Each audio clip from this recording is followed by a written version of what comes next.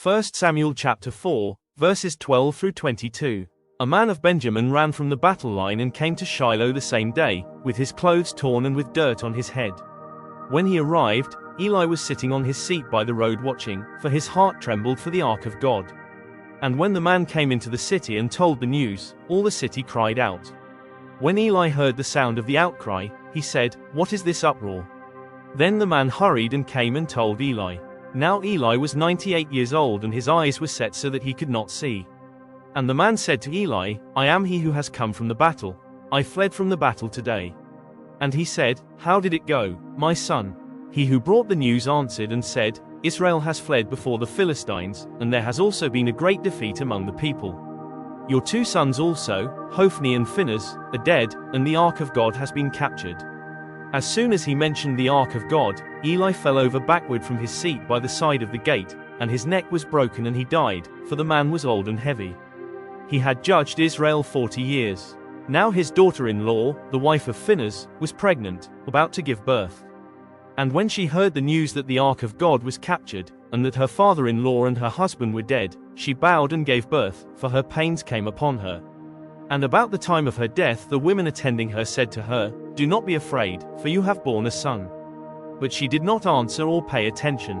And she named the child Ichabod, saying, "The glory has departed from Israel," because the ark of God had been captured and because of her father-in-law and her husband.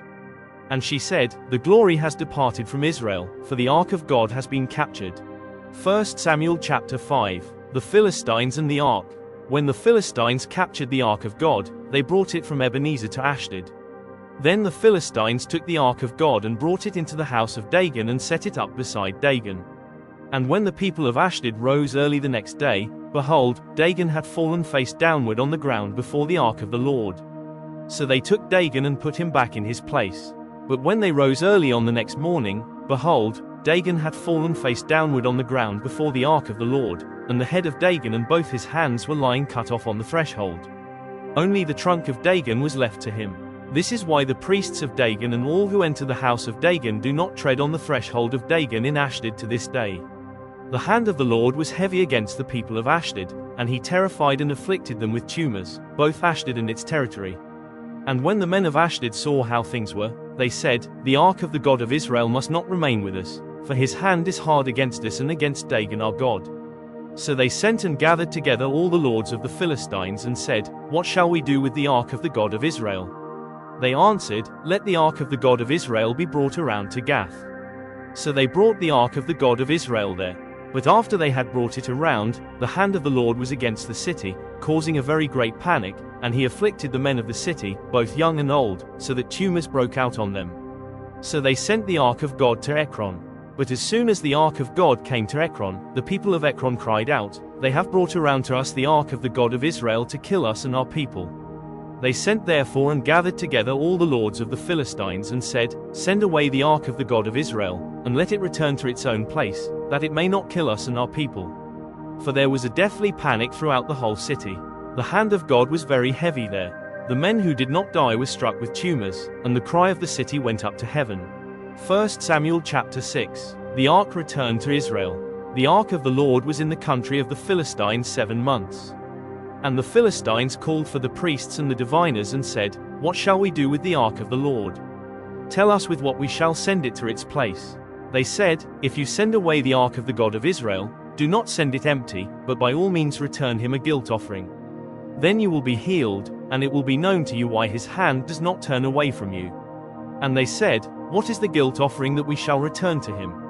They answered, 5 golden tumors and 5 golden mice, according to the number of the lords of the Philistines, for the same plague was on all of you and on your lords. So you must make images of your tumors and images of your mice that ravage the land, and give glory to the God of Israel. Perhaps he will lighten his hand from off you and your gods and your land. Why should you harden your hearts as the Egyptians and Pharaoh hardened their hearts? After he had dealt severely with them, did they not send the people away, and they departed? Now then, take and prepare a new cart and 2 milk cows on which there has never come a yoke, and yoke the cows to the cart, but take their calves home, away from them. And take the ark of the Lord and place it on the cart and put in a box at its side the figures of gold, which you are returning to him as a guilt offering. Then send it off and let it go its way and watch.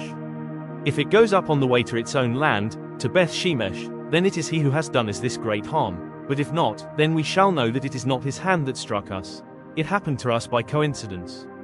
The men did so, and took 2 milk cows and yoked him to the cart and shut up their calves at home.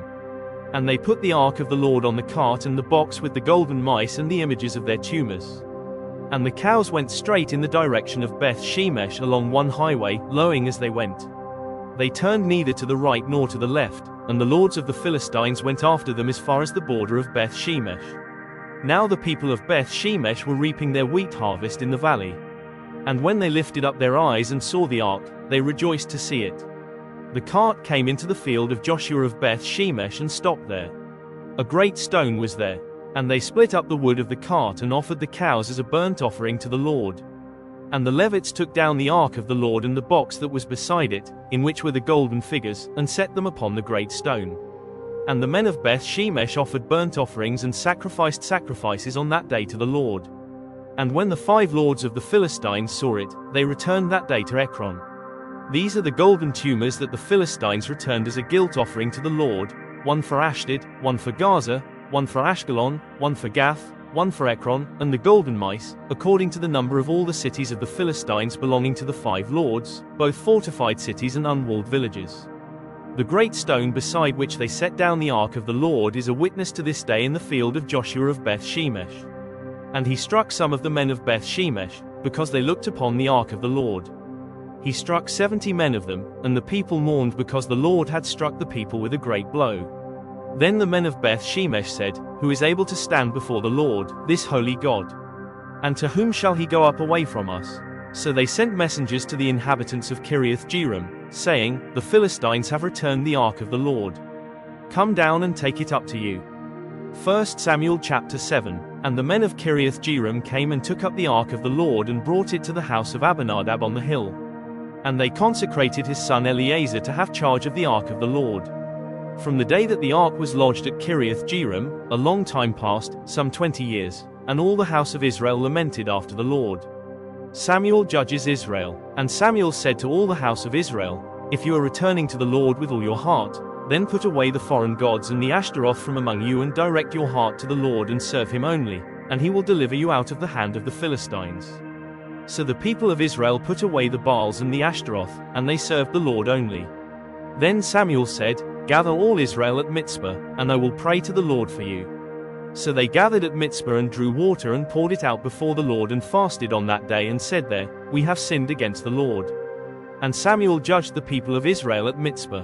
Now when the Philistines heard that the people of Israel had gathered at Mizpah, the lords of the Philistines went up against Israel. And when the people of Israel heard of it, they were afraid of the Philistines. And the people of Israel said to Samuel, "Do not cease to cry out to the Lord our God for us, that he may save us from the hand of the Philistines." So Samuel took a nursing lamb and offered it as a whole burnt offering to the Lord. And Samuel cried out to the Lord for Israel, and the Lord answered him. As Samuel was offering up the burnt offering, the Philistines drew near to attack Israel. But the Lord thundered with a mighty sound that day against the Philistines and threw them into confusion, and they were defeated before Israel. And the men of Israel went out from Mizpah and pursued the Philistines and struck them, as far as below Beth-kar. Then Samuel took a stone and set it up between Mizpah and Shen and called its name Ebenezer, for he said, "Till now the Lord has helped us." So the Philistines were subdued and did not again enter the territory of Israel. And the hand of the Lord was against the Philistines all the days of Samuel. The cities that the Philistines had taken from Israel were restored to Israel, from Ekron to Gath, and Israel delivered their territory from the hand of the Philistines. There was peace also between Israel and the Amorites. Samuel judged Israel all the days of his life, and he went on a circuit year by year to Bethel, Gilgal, and Mizpah. And he judged Israel in all these places.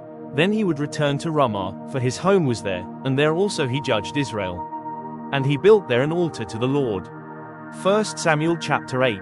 Israel demands a king. When Samuel became old, he made his sons judges over Israel. The name of his firstborn son was Joel, and the name of his second, Abijah. They were judges in Beersheba. Yet his sons did not walk in his ways but turned aside after gain. They took bribes and perverted justice.